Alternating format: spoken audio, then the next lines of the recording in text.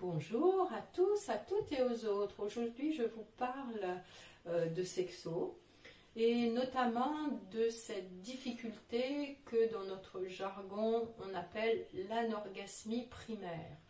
Qu'est-ce que c'est? C'est le fait qu'une personne n'ait jamais connu l'orgasme, que ce soit par la masturbation ou avec un ou une partenaire.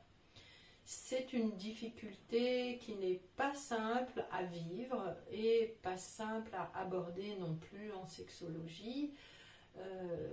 Plusieurs raisons peuvent expliquer cela. Il y a parfois un problème physiologique, ça peut être le diabète, ça peut être des problèmes de thyroïde, ça peut être la prise prolongée d'antidépresseurs, ça peut être une atteinte neurologique aussi, ça peut être des problèmes de dosage dans les neuromédiateurs, testostérone, sérotonine, dopamine, donc ça peut être intéressant de faire checker un petit peu tous ces facteurs.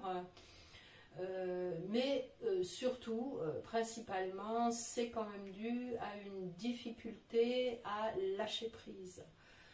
C'est un problème qui touche principalement les femmes, mais pas que. Difficulté à lâcher prise, c'est-à-dire qu'on s'est aperçu, les chercheurs en neurosciences sont aperçus que souvent cette région du lobe frontal, c'est-à-dire cette partie du cerveau qui gère tout ce qui est de l'ordre de l'exécutif, de la prise de décision, du contrôle, et reste allumé pendant la sexualité. Et du coup, vous avez peut-être ce phénomène que Master et Johnson avaient déjà identifié comme étant le phénomène du spectateur. C'est-à-dire qu'il y a une part de vous-même qui s'extrait de la situation, un petit peu comme dans le film très ancien de Woody Allen, Annie Hall, où elle se regardait, elle flottait au-dessus d'elle en se regardant faire l'amour. Vous avez peut-être cette tendance justement à toujours analyser comment est ma position, est-ce que j'ai pas le ventre qui tombe, à évaluer aussi votre partenaire, est-ce qu'il est content, est-ce que ce que je fais est bien, ou vous pensez à la relation, enfin bref. Ce qui fait que vous êtes dans une vigilance qui ne permet pas d'atteindre un degré d'excitation suffisant pour arriver à l'orgasme. Que faire? C'est pas simple, c'est sûr. Mais une des solutions qui semble le mieux marcher, c'est que vous appreniez ce qu'on appelle la masturbation assistée.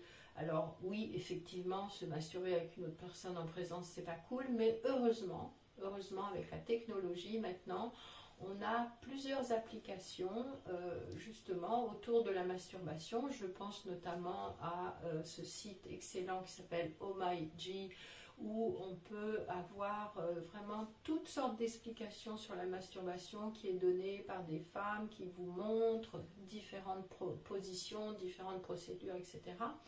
Donc vraiment retravailler cette masturbation avec l'aide de ces supports sur internet et parfaire votre connaissance anatomique. C'est vraiment deux éléments qui semblent fondamentaux et c'est ça qui semble le mieux marcher pour les personnes qui souffrent d'anorgasmie. En tout cas, quoi qu'il en soit, ne faisons pas non plus dépendre toute notre sexualité de cet orgasme. On est dans une société où il y a une injonction à jouir qui est très forte, où il y a comme ça une espèce de graal de l'orgasme qui doit être le plus fort, le plus ceci, durer le plus longtemps, etc.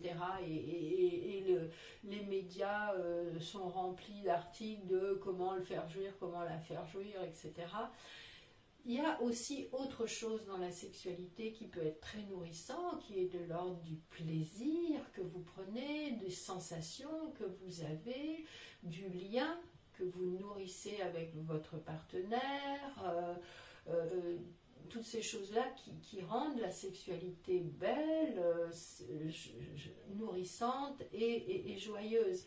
Parce que en cas d'anorgasmie, surtout en cas d'anorgasmie primaire, il va y avoir une espèce de tension qui est: est-ce que je vais enfin, aujourd'hui, cette fois-ci, est-ce que je vais arriver à avoir un orgasme, ou je voudrais un orgasme, ou bien si votre partenaire est dans cette situation d'anorgasmie primaire, vous allez mettre tout l'enjeu dans il faut que je le ou je la fasse jouir, et ça c'est absolument contre-productif. Prenons l'orgasme comme un don divin, quelque chose qui arrive comme une grâce, mais qui ne doit pas être systématique ni garanti par la relation sexuelle.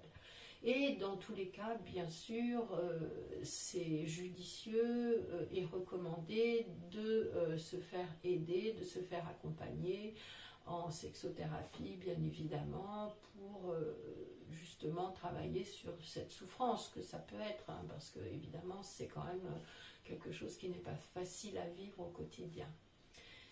Voilà, si vous avez aimé cette vidéo, n'hésitez pas à la liker, à la partager, à commenter en DM, et je vous souhaite une belle sexualité nourrissante et joyeuse, et pas forcément centrée sur l'orgasme. Pour mes consultations, vous avez toutes les informations dans les liens, dans la bio. À bientôt!